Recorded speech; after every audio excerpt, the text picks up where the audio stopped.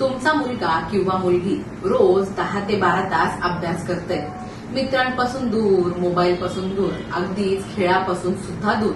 फक्त एकच ध्येय, नीट किंवा जेईई मध्ये यश मिळवणं. पण जर परीक्षा होण्याआधीच पेपर फुटला तर, निकालांवरच प्रश्नचिन्ह निर्माण झालं तर, आणि जर लाखो विद्यार्थ्यांच्या मेहनतीवर एकाच क्षणात पाणी फिरलं तर. मित्रांनो, आज आपण अशाच एका विषयावर बोलणार आहोत, जो राजकारणापलीकडचा आणि अत्यंत महत्वाचा आहे. हा विषय आहे भारतातील विद्यार्थ्यांवरील वाढता शैक्षणिक आणि मानसिक ताण. नमस्कार, मी अनुष्का आणि तुम्ही पाहताय राज्य लोकतंत्र. अलीकडेच राजस्थानातील कोठा इथे विद्यार्थ्यांशी संवाद साधताना राहुल गांधी यांनी भारतीय शिक्षण व्यवस्थेवर काही प्रश्न उपस्थित केले. त्यांच्या विधानांशी सहमत किंवा असहमत असता येईल, पण त्यांनी मांडलेले मुद्दे दुर्लक्षित मात्र करता येणार नाही.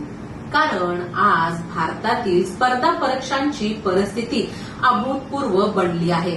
दरवर्षी नीटसाठी सुमारे 24 लाखाहून अधिक विद्यार्थी अर्ज करतात, तर जेईई मेन्ससाठी 13 ते 15 लाख विद्यार्थी परीक्षा देतात. पण या लाखो विद्यार्थ्यांपैकी यश मिळतं ते फारच कमी जणांना. सरकारी वैद्यकीय महाविद्यालयांमधील जागा एकतर मर्यादित आहेत आणि सर्वोत्तम संस्थांमध्ये प्रवेश मिळवण्यासाठी विद्यार्थ्यांना अगदीच प्रचंड स्पर्धेचा सामना करावा लागतो. म्हणजेच लाखो विद्यार्थी एकाच स्वप्नासाठी झगडत असतात, पण त्या स्वप्नापर्यंत पोहोचतात ते केवळ काही हजार विद्यार्थी. याच स्पर्धेमुळे राजस्थानातील कोटा हे शहर देशाची कोचिंग राजधानी बनलं आहे.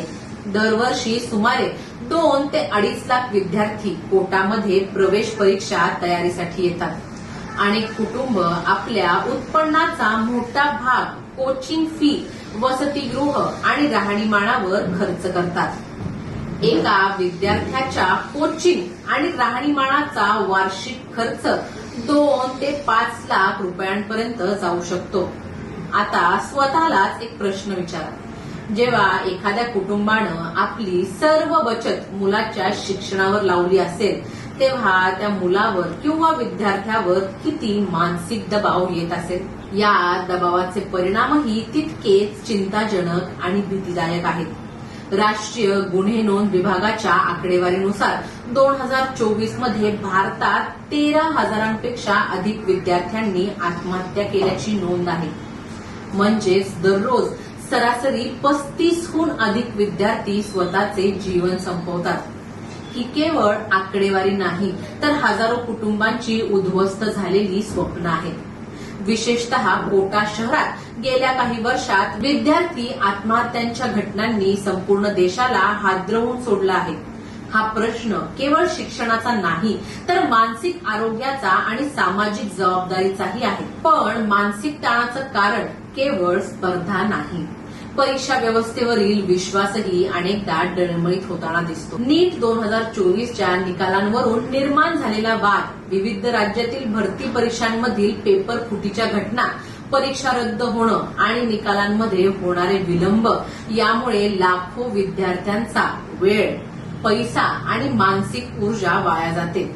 अहो, कल्पना करा ना, 2 वर्ष अथक मेहनत केल्यानंतर परीक्षा रद्द झाली.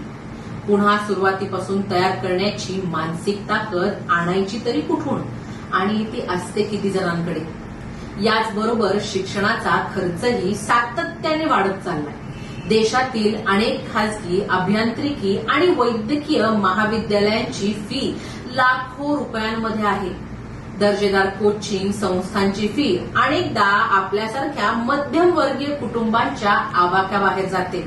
त्यामुळे एक मोठा प्रश्न सर्वांनाच निर्माण होतो, गुणवत्तापूर्ण शिक्षण हा प्रत्येकाचा अधिकार आहे, की तो केवळ आर्थिकदृष्ट्या सक्षम लोकांसाठी उपलब्ध असलेला विशेष अधिकार बनत चालला आहे.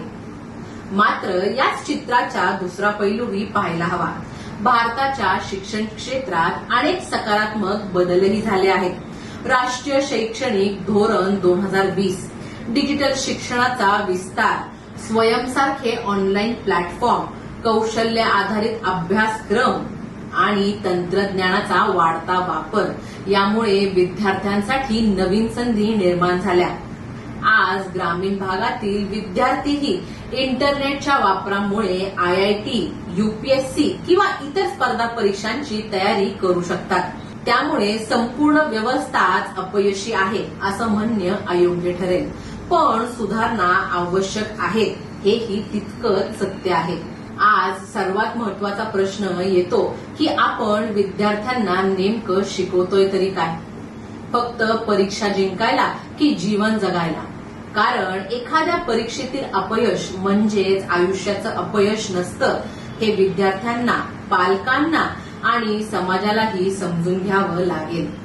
शाळा, महाविद्यालय आणि कोचिंग संस्थांमध्ये मानसिक आरोग्य समुपदेशन अनिवार्य करण्याची ही आजची गरज आहे. विद्यार्थ्यांना मदत मागणं ही कमजोरी नसून परिपक्वतेची खूण आहे हा संदेश पोहोचवावा लागेल.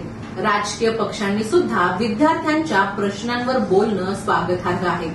पण या प्रश्नांचा वापर केवळ राजकीय आरोप प्रत्यारोपांसाठी न होता ठोस उपायांसाठी व्हायला हवा.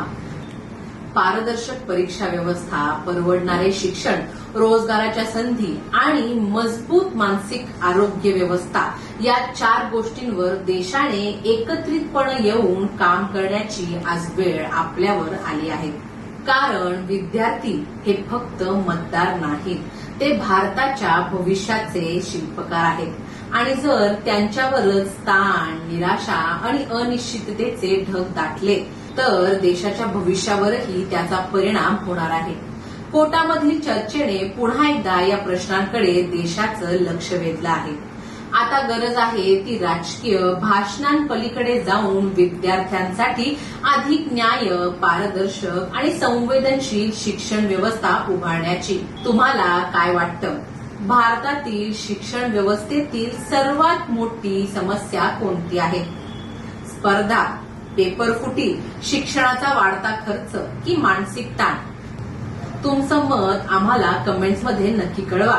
व्हिडिओ आवडला असेल तर लाईक, शेअर आणि चॅनलला सबस्क्राईब करायला विसरू नका. धन्यवाद. दैनिक राज्य लोकतंत्र.